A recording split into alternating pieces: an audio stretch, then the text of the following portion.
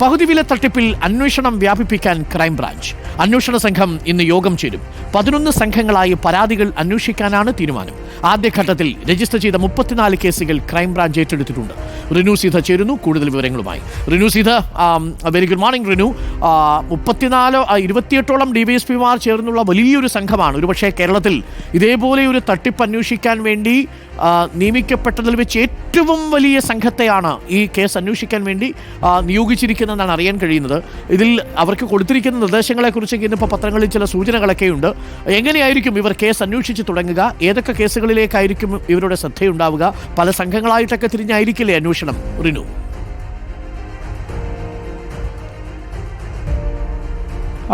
Good morning Arunkumar. എന്തായാലും ക്രൈംബ്രാഞ്ചിൻ്റെ ഈ പകുതി വില തട്ടിപ്പുമായി ബന്ധപ്പെട്ടിട്ടുള്ള അന്വേഷണം ഏത് ദിശയിലേക്ക്, ഏത് രീതിയിൽ എന്നുള്ളത് ചർച്ച ചെയ്യുന്നതിന് വേണ്ടിയാണ് അല്പസമയത്തിനകം യോഗം വിളിച്ചിട്ടുള്ളത്. 11 മണിയോടുകൂടി യോഗം ചേരും എന്നുള്ളതാണ് നമുക്ക് ലഭിക്കുന്ന വിവരവും.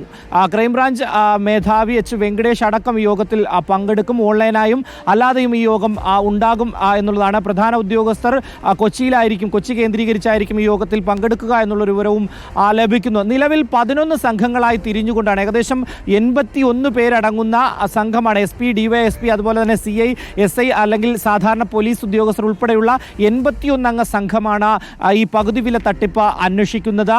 നിലവിൽ 34 കേസുകൾ ആദ്യഘട്ടത്തിൽ രജിസ്റ്റർ ചെയ്തിരുന്നു. ഈ ആദ്യഘട്ടത്തിൽ രജിസ്റ്റർ ചെയ്ത 34 കേസുകളാണ് ആദ്യഘട്ടത്തിൽ അന്വേഷിക്കുക എന്നുള്ളതാണ് നിലവിൽ ലഭിക്കുന്ന വിവരം. ഇത് ക്രൈംബ്രാഞ്ച് ഏറ്റെടുക്കുകയും ചെയ്തിട്ടുണ്ട്. സംസ്ഥാനത്ത് നിലവിൽ 300-ലധികം കേസുകൾ ഇതിനോടകം വന്നിട്ടുണ്ട്. ഇന്നലെ രാത്രി തന്നെ തിരുവനന്തപുരം, നെയ്യാർ ഡാം, കാട്ടാക്കട പോലീസ് സ്റ്റേഷനുകളിലായി ഓരോ കേസുകൾ എടുത്തിട്ടുണ്ട്. പക്ഷേ FIR രജിസ്റ്റർ ചെയ്തിട്ടില്ല എന്നുള്ളതാണ് നമുക്ക് ലഭിക്കുന്ന വിവരം. ഇങ്ങനെ വരും ദിവസങ്ങളിലും കൂടുതൽ കേസുകൾ വരാൻ സാധ്യതയുണ്ട്. അതുകൊണ്ട് തന്നെ ഏത് രീതിയിൽ അന്വേഷണം മുന്നോട്ട് കൊണ്ടുപോകണം എന്നുള്ള ഒരു കാര്യം നിലവിൽ ചർച്ചയായി ഉയരും യോഗത്തിൽ എന്നുള്ളതാണ്. എന്തായാലും 11 അംഗ സംഘങ്ങളായി തിരിഞ്ഞുകൊണ്ട് ഈ കേസുകൾ, നിലവിലെ 34 കേസുകൾ അന്വേഷിക്കാൻ തീരുമാനിച്ചിട്ടുണ്ട്.